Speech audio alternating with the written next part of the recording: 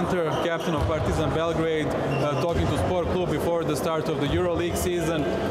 Kevin, how are you feeling at the beginning of the new season? Third in your career as a Partizan player. Yeah. What has changed since the last season?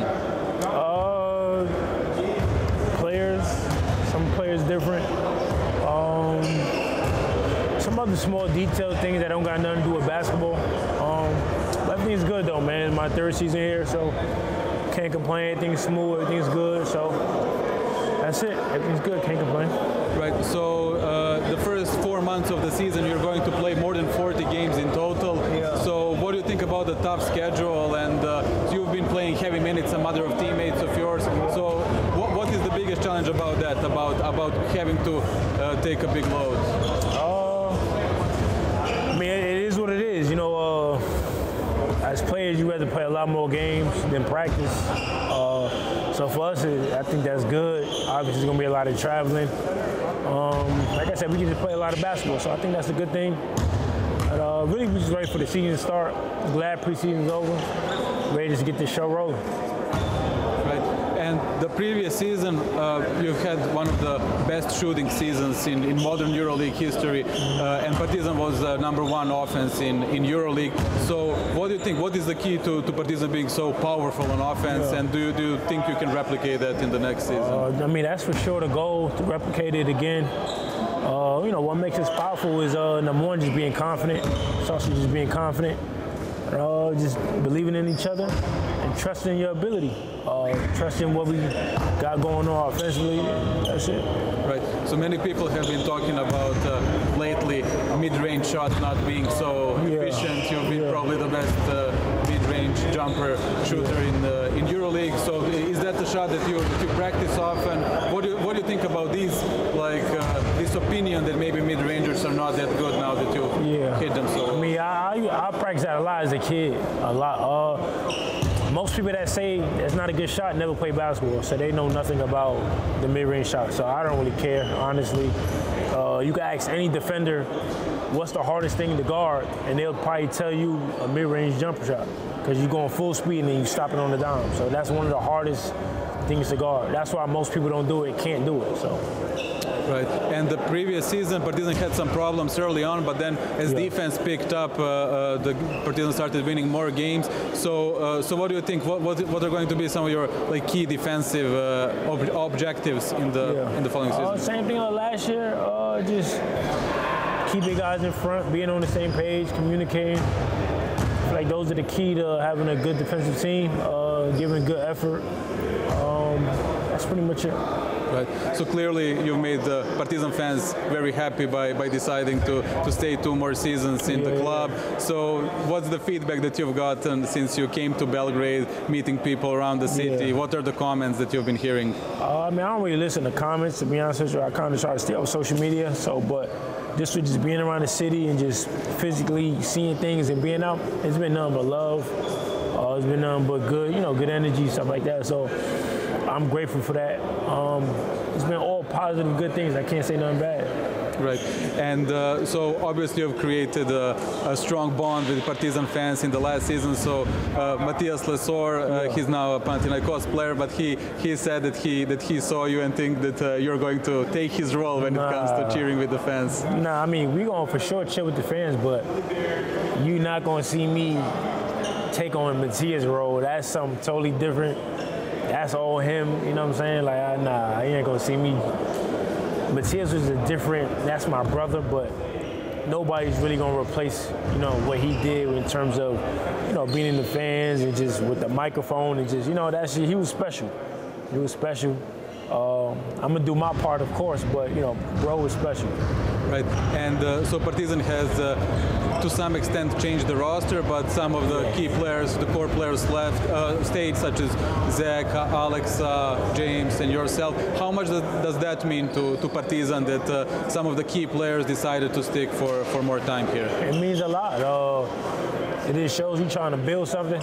Obviously, we got the same staff. It shows we trying to build something. We're trying to continue to grow and keep getting better in the future.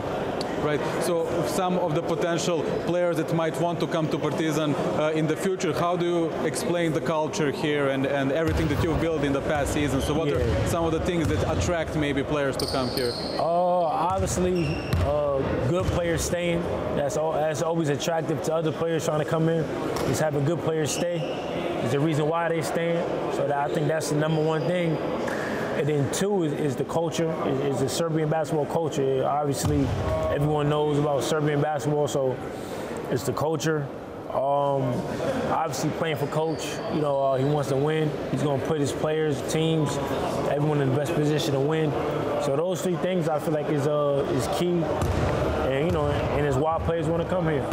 And it's Belgrade too. You know, Belgrade is a good city. You know, a lot of people know about Belgrade, so it's cool. Right. And obviously, a big subject when it comes to basketball lately has been Serbia on World Cup. Have you had any chance to see Serbia play? And what do you think about Alex becoming, how do you say, a star of World Cup? Yeah. I caught a couple games. I didn't catch every game. Obviously, they was you know real successful. I seen Alexa play too. That's what he do though. You know what I'm saying? He's annoying on the defensive end. He's not going nowhere. I'm glad he was able to showcase that, you know, in front of the world, you know, for everybody watching the game. So glad he was able to showcase that. I was extremely happy for him. So that was it. Right, and also the newcomers, Frank, PJ, they had a huge experience playing in the NBA. Also, Jaramaz and Ponitka in EuroLeague. How much does it mean to get teammates who've played for so long on such a high level? It's good, man. It's always good to have experience. You know, even though PJ and Frank haven't had European experience, they have NBA experience. So it's always good to have that added knowledge. And with Pony and Augie, you know, joining us, obviously playing against them last year. They got some EuroLeague experience, so I feel like we added, you know, some strength to our roster with those guys, and hopefully we can, you know, put everything together the right way. Right. The previous EuroLeague season was very competitive and a lot of very strong clubs. So some teams have changed. So what do you think? What are some of the key factors for you to fight and get the playoff spot again, and then build from then on? Take it day by day. That's all you can do. The season's too long to think too far ahead. We did the same thing last year. We just took it game by game, practice by practice. That's it. That's the key. Does it give you a lot of confidence that you saw last season that you had the quality to go all the way to Final Four? Basically, it was so close to going to that game. Does it give you confidence coming in the new season? Yeah, but it's a new season though. Last year don't mean nothing no more. You know, for whoever won the EuroLeague last year, like it don't mean nothing no more. Like it's a new season, it's a fresh start. Obviously, you know what it takes to get to that point, but you just got to go out there and do it, and then, you know, succeed at it, and that's it. So it's a long season. Right, and you being the team captain for the second season in a row, and now having the experience of previous season, leading the team, being vocal, how much does it help the team for you to give the confidence? I remember before going to the playoff series in Madrid, you say we want to go 2-0 in wins, and that's exactly what happened. So how much does it mean for the team to have the winning mentality, to have that kind of confidence moving on to games? That's everything in sports. It's everything in life is the mentality. Your mentality is everything with what you do. And if you don't got the right mentality, you won't be successful in anything. Sorry to say it, but it's just the truth. In basketball, you got to have the mindset to win every game you step on the court. Is it going to happen? Probably not, but just to have that mentality, you know, you can go a long way with having a strong mentality and a relentless mentality. So I just feel like it starts with that, and everything else, it'll follow.